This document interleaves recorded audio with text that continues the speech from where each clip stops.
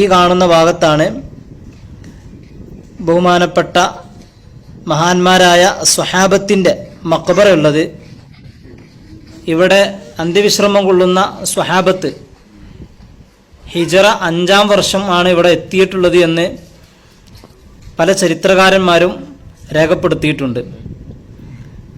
അറേബ്യയിലെ ഖബറുകൾക്ക് സമാനമായ രീതിയിലാണ് ഇവിടുത്തെ മഖബറകൾ പ്രത്യേകം നിർമ്മിച്ചിട്ടുള്ളത്.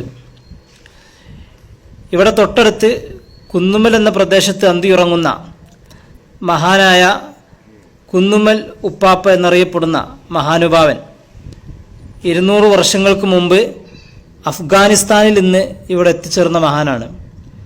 അവരാണ് ഇവിടെ അന്ത്യവിശ്രമം കൊള്ളുന്നത് മഹാന്മാരായ സ്വഹാബത്താണ് എന്ന് അറിയിക്കുന്നത്. ഒരുപാട് മഖബറുകൾ നമുക്കിവിടെ കാണാൻ കഴിയും.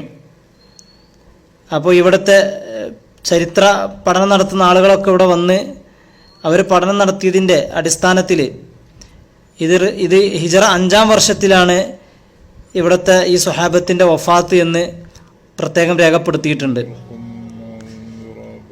ഇവിടെ ഈ കാടുകളിലും ഈ കാട്ടിൻ്റെ ഉള്ളിലും ഒക്കെ ആയിട്ട് ഒരുപാട് മക്കാമുകളുണ്ട്. തൊട്ടപ്പുറത്ത് ഒരു പുഴയാണുള്ളത്.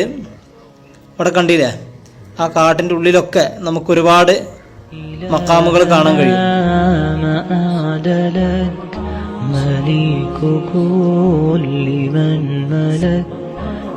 ഇവിടെയൊക്കെ പലയിടങ്ങളിലായിട്ട് പല മഹാന്മാരും അന്ത്യവിശ്രമം കൊള്ളുന്നുണ്ട്.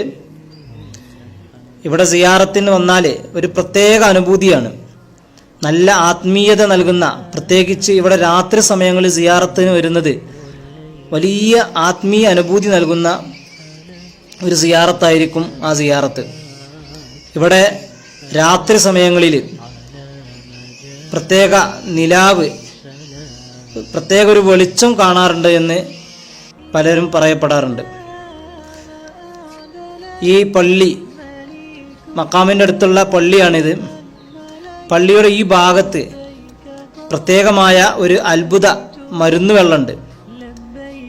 എത്ര കോരിയാലും ഉറവ പറ്റാത്ത, വലിയ കുണ്ടൊന്നുമില്ല, ഈ ഒരു ചെറിയൊരു കടങ്ങ് നമ്മൾ കാണുന്ന ആ ഒരു കുണ്ട് മാത്രമേ ഉള്ളൂ. അതിൽ നിന്ന് എത്ര വെള്ളം കോരിയാലും എത്ര വറ്റിച്ചാലും വറ്റൂല. അങ്ങനത്തെ ഒരു അത്ഭുത ശിഫയുള്ള മരുന്ന് വെള്ളമാണ് ഈ കിണറിലുള്ളത്.